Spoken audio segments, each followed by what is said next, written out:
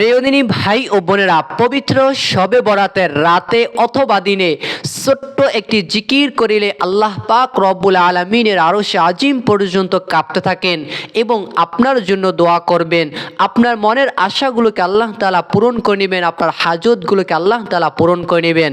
এমনকি আপনি চাইলে এই ছোট্ট জিকির এর আমলটা পবিত্র শবে বরাতের রাতেও করতে পারেন, অথবা শবে বরাতের পরের দিন বুধবার দিনেও এই ছোট্ট আমলটা আপনি যে কোনো সময় চাইলেই করতে পারেন। আল্লাহ তাআলা আপনার দোয়া কবুল করবেন, আপনার কপাল খুলে যাবে, আপনার ভাগ্যের দরজাগুলোকে আল্লাহ তাআলা খুলে দিবেন। সুবহানাল্লাহ। কেননা নবীজি সাল্লাল্লাহু আলাইহি ওয়াসাল্লাম এই দোয়াটার ব্যাপারে বলেছেন, 7 আসমান 7 জমিনকে যদি এক পাল্লায় রাখা হয়, অপর পাল্লায় যদি এই জিকিরটাকে রাখা হয়, তারপরে জিকিরের পাল্লাটা ভারী হয়ে যাবে। সুবহানাল্লাহ। শুধু তাই নয়, এই জিকিরটার এমন এমন দাম রয়েছে, এই জিকিরটার এমন এমন ফজিলাত রয়েছে, যদি কোনো কাফের বেঈমান মুশরিকরাও যদি এই জিকিরটা পাঠ করে, আল্লাহ তাআলা তার জীবন যৌবনের সমস্ত গুনাহকে মাফ করে দেন। সুবহানাল্লাহ। এমনকি এই শবে বরাতের রাতে আল্লাহ তাআলা প্রতিটা বান্দার দিকে রহমতের দৃষ্টিতে তাকান। শুধু 2 ব্যক্তি ছাড়া, এই 2 ব্যক্তিকে আল্লাহ তাআলা কখনো মাফ করবেন না, এই 2 ব্যক্তিকে আল্লাহ তাআলা কখনো ক্ষমা করবেন না। এই 2 ব্যক্তি কারা সেটাও আমি এই ভিডিওর ভিতরে বলে দিব। আমি বলবো, ধৈর্য ধরে দেখতে থাকুন এবং সেই দামি জিকিরটা আপনি শিখে রাখুন। তাহলে এইবারে আসুন, সেই দামি জিকির কোনটা, যেই জিকিরটা করিলে আল্লাহ পাক রব্বুল আলামিনের আরশ আজিমের ভিতরে একটি নূরের খুঁটি রয়েছে। বান্দা যখন এই জিকিরটা করে, ওই খুঁটি হেলতে দুলতে থাকে। এমনকি আল্লাহ তাআলা ডেকে বলেন, ও খুঁটি তুমি কেন হেলতেছো দুলতেছো? তখন খুঁটি বলে, আল্লাহ আপনার অমুক বান্দা এই জিকিরটা করেছে, আপনি যতক্ষণ পর্যন্ত তাকে মাফ না করবেন আমি ততক্ষণ পর্যন্ত হেলতে দুলতে থাকবো। আপনি যতক্ষণ পর্যন্ত তার দোয়াকে কবুল না করবেন, মনের হাজতকে পূরণ না করবেন, আমি নূরের খুঁটি ততক্ষণ পর্যন্ত হেলতে দুলতে থাকবো। সুবহানাল্লাহ। সেই দামি জিকির এর আমলটা কিভাবে করে করবেন আমি অল্প সময়ের ভিতরে আমি আপনাদেরকে জানিয়ে দেব। তার আগে বলতে চাই, এই জিকির এর আমলটা যদি সম্ভব হয় শবে বরাতের রাতে করবেন, আর যদি না পারেন শবে বরাতের পরের যে দিন বুধবার দিন যে কোনো সময় এই আমলটা আপনি করতে পারেন। রোজা রেখেও আমলটা করতে পারবেন, রোজা না থাকলেও আমলটা করতে পারবেন। যে সকল মা ও বোনের অসুস্থ অবস্থায় আছেন তারাও চাইলে এই আমলটা করতে পারবেন, কোনো সমস্যা নেই। এখন আসেন, এই আমলটা আপনি কিভাবে করে করবেন। এই আমলটা করার জন্য আপনাকে শবে বরাতের রাত হলো, এই রাতে যেহেতু হাদিসের ভিতরে এসেছে 5টি রাত এমন রয়েছে, 5টি রাতের ভিতরে একটি রাত হলো এই শবে বরাতের রাত। এই রাতে আল্লাহ তাআলা সকল বান্দাকে মাফ করে দেন, এমনকি সকল বান্দাদের প্রতি আল্লাহ তাআলা রহমতের দৃষ্টিতে তাকান। যদি সম্ভব হয় এই শবে বরাতের রাতে এই ছোট্ট আমলটা করবেন। কিভাবে করে করবেন আমি বলে দিচ্ছি। সর্বপ্রথমে আপনি সুন্দরভাবে করে অজু করে নেবেন, আপনি সুন্দরভাবে করে অজু করে নেবেন, পাক পবিত্র হয়ে যাবেন। আর যারা অসুস্থ রয়েছেন, পাক পবিত্র হতে পারবেন না, তারা কি করবেন, তারা এই জিকিরটা আমি বলে দিব, নাপাক অবস্থায় চাইলে জিকিরটা করা যাবে, কোনো সমস্যা নেই। তবে আপনি যদি পারেন শবে বরাতের রাতে আপনি 2 রাকাত নফল নামাজ আদায় করবেন। এইভাবে করে নিয়াত করবেন, আমি কিবলামুখী আল্লাহ তাআলার সন্তুষ্টির জন্য 2 রাকাত সালাতুল হাজত, সালাতুল হাজতের নামাজ আদায় করতেছি, আল্লাহু আকবার। এইভাবে করে নিয়াত করলেন, সানা পাঠ করলেন, প্রথম রাকাতে সূরা ফাতিহা পাঠ করলেন, কিরাত মিলালেন, এরপরে সেম রুকু সিজদা করলেন, দ্বিতীয় রাকাত আদায় করলেন, রুকু সিজদা করলেন, বৈঠক করলেন, সালাম ফিরালেন, নামাজটা শেষ হয়ে গেল। 2টি রাকাত এই সালাতুল হাজত মনের আশা পূরণে নামাজ আদায় করে নিলেন। আর যদি নামাজ আদায় নাও করেন তারপরে জিকিরটা করতে পারবেন। আর যারা পারেন, যদি সম্ভব হয় তাহাজ্জুদ নামাজের সময় এই 2 রাকাত তাহাজ্জুদের নামাজ আদায় করার পরে এই ছোট্ট দামি শ্রেষ্ঠ জিকিরটা আপনি পাঠ করবেন। আপনি তাহাজ্জুদের সময় উঠবেন, ওঠার পরে মিসওয়াক করবেন, অজু করবেন, 2 রাকাত তাহাজ্জুদ নামাজ আদায় করবেন, নিয়ত করবেন আমি কিবলামুখী হয়ে আল্লাহ তাআলার সন্তুষ্টির জন্য 2 রাকাত তাহাজ্জুদের নামাজ আদায় করতেছি, আল্লাহু আকবার, আপনার নিয়ত হয়ে গেল।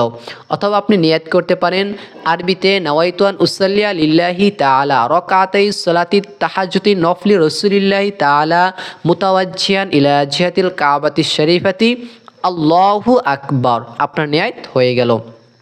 এরপরে আপনি 2 রাকাত তাহাজ্জুদের নামাজ আদায় করলেন, এরপরে আপনি সালাম ফিরালেন, হ্যাঁ, প্রথম রাকাত দ্বিতীয় রাকাত বৈঠক শেষ করে সালাম ফিরালেন, এরপরে 3টি বার ইস্তিগফার পাঠ করবেন, আস্তাগফিরুল্লাহ আস্তাগফিরুল্লাহ আস্তাগফিরুল্লাহ, 3টি বার ইস্তিগফার পাঠ করলেন। এরপরে আপনি অন্যান্য যে সকল জিকির রয়েছে সেই জিকিরগুলো করতে পারেন, যেমন 3টি বার দুরূদ শরীফ পাঠ করবেন, সাল্লাল্লাহু আলাইহি ওয়াসাল্লাম সাল্লাল্লাহু আলাইহি ওয়াসাল্লাম সাল্লাল্লাহু আলাইহি ওয়াসাল্লাম, জিকিরটা এই দুরূদ শরীফটা পাঠ করলেন। কেননা আল্লাহ তাআলা নিজেও নবীর প্রতি দুরূদ শরীফ পাঠ করে, তাই আপনি যদি পারেন এই দুরূদ শরীফটাকে পাঠ করবেন নবীর প্রতি ভালোবাসা রেখে। যে ব্যক্তি একটিবার দুরূদ শরীফ পাঠ করে আল্লাহ তাআলা তার জীবন থেকে 10টি গুনাহ মাফ করে দেন, 10টি বিপদ আপদকে আল্লাহ তাআলা দূর করে দেন, 10টি করে এভাবে করে তাকে অনেক কিছু দিয়ে দেন, সুবহানাল্লাহ।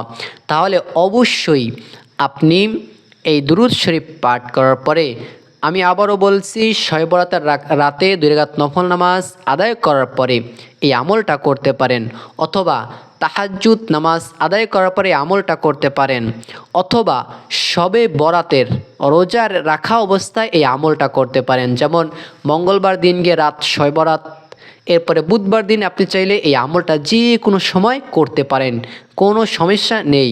তাহলে আমি আশা করতেছি বুঝতে পারলেন। সেই জিকিরটা হলো পাঠ করবেন।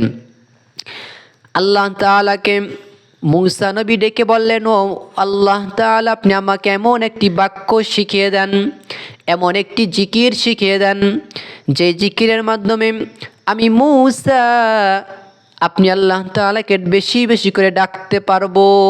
সুবহানাল্লাহ। এই কথা হযরত মূসা নবী বলার পরে তখন আল্লাহ তাআলা বললেন, ও মূসা, তুমি আমার সঙ্গে সঙ্গে পাঠ করো, লা ইলাহা ইল্লাল্লাহ লা ইলাহা ইল্লাল্লাহ লা ইলাহা ইল্লাল্লাহ লা ইলাহা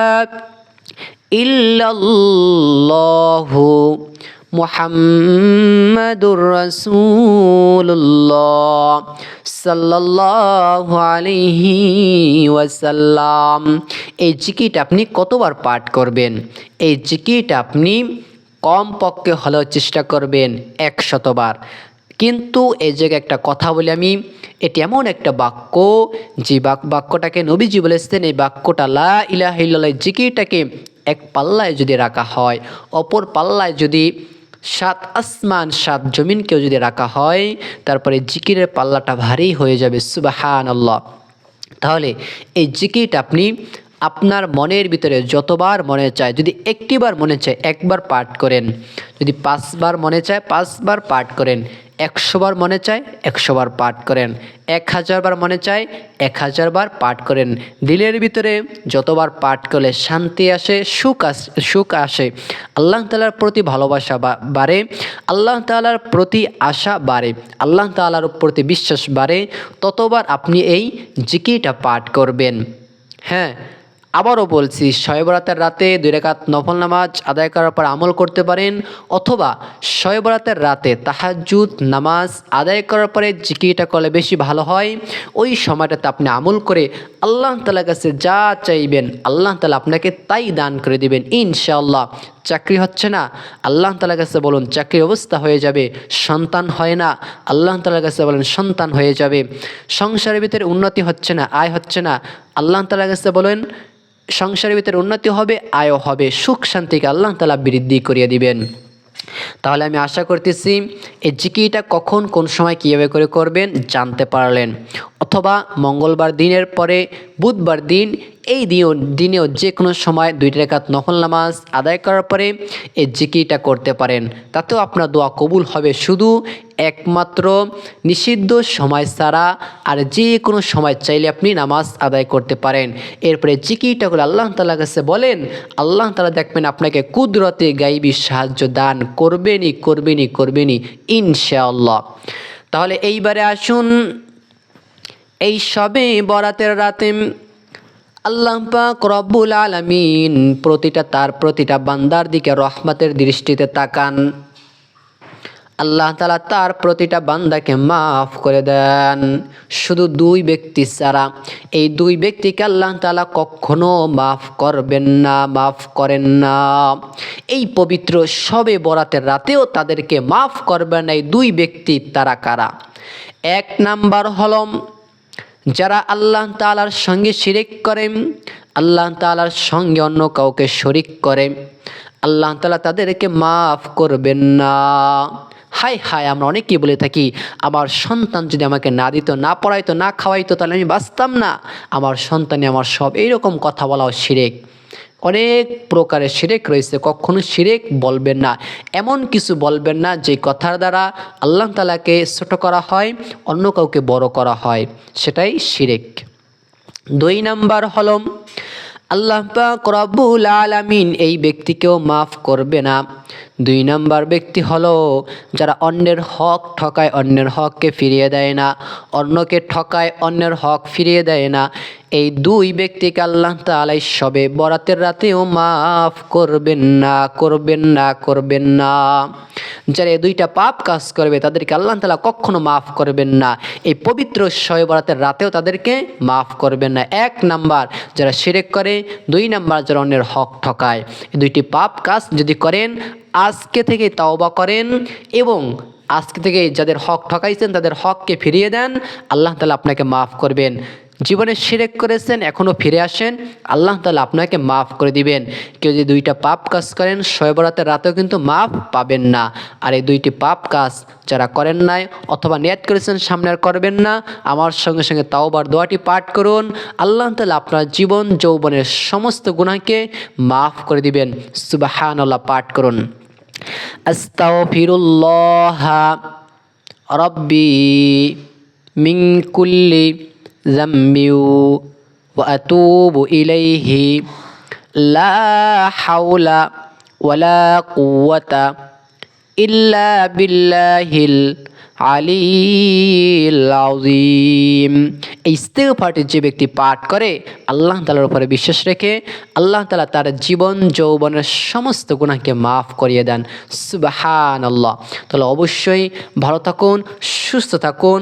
আপনারা দেখতেছেন আমল সেবা, আমি আপনাদের সঙ্গে ছিলাম মোহাম্মদ রাফিল ইসলাম সাকিব। আসসালামু আলাইকুম ওয়া রাহমাতুল্লাহ।